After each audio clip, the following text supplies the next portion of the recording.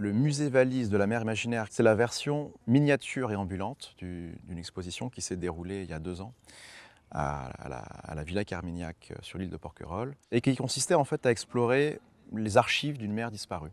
Et donc d'après le souvenir des artistes de cette mer qu'on imagine disparue. Alors ça ne veut pas dire qu'il n'y a plus de mer, ça veut dire que la mer telle qu'on la connaît aujourd'hui n'existerait plus. L'idée de consulter les archives, donc une sorte de boîte. Donc en fait, dans cette valise, ce qui est assez émouvant, c'est qu'il y a des œuvres originales ou très proches ou fidèles à l'original. Donc il y a des productions qui ont été faites pour l'exposition, des petites sculptures, il y a le vrai pigment bleu clin,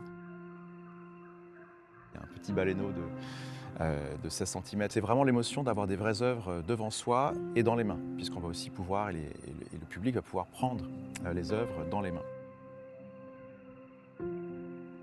Dans cette ambiance, ce contexte d'hôpital, de salle d'hôpital ou de chambre, il y a tout d'un coup un format un petit peu comme un petit théâtre.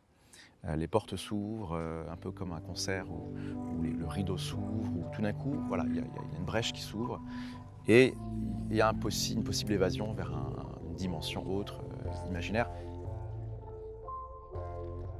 Comment un artiste peut-il penser une mer qu'il n'aurait pas connue?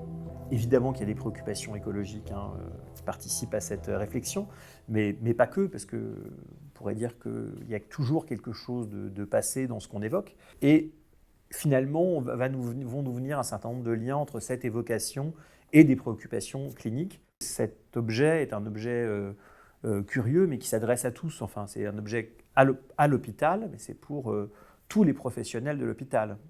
Pas que pour les patients. Et puis on a aussi pensé aussi aux familles, parce que finalement, à l'hôpital, il y a souvent des familles qui sont très présentes, très impliquées, etc. Donc on considérait que ça faisait partie d'un objet de lien aussi comme ça entre les professionnels, les familles et les patients. C'est quand même une exposition qui peut toucher, parce que malgré tout, ce qui est évoqué, c'est une mer disparue. C'est pas qu'une mer qu'on aurait à imaginer. Donc certains aspects peuvent être un peu plus préoccupants, ou perturbants, ou tristes, disons. Donc la question a pu se poser de présenter ça à des patients qui seraient, disons, eux-mêmes déprimés, par exemple. Revisiter quelque chose, même de triste, mais qui a été sublimé par le travail d'un artiste, me paraît plutôt de nature à ouvrir des portes qu'à les refermer.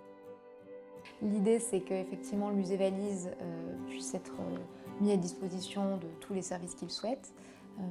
Donc il va y avoir on va proposer des temps d'introduction pour que les soignants puissent rencontrer cet objet un petit peu singulier, se familiariser avec voilà, les œuvres d'art qu'il contient et proposer ensuite des visites, soit voilà, aux patients, soit à leurs collègues aussi. Et c'est intéressant de pouvoir partager ça ensemble.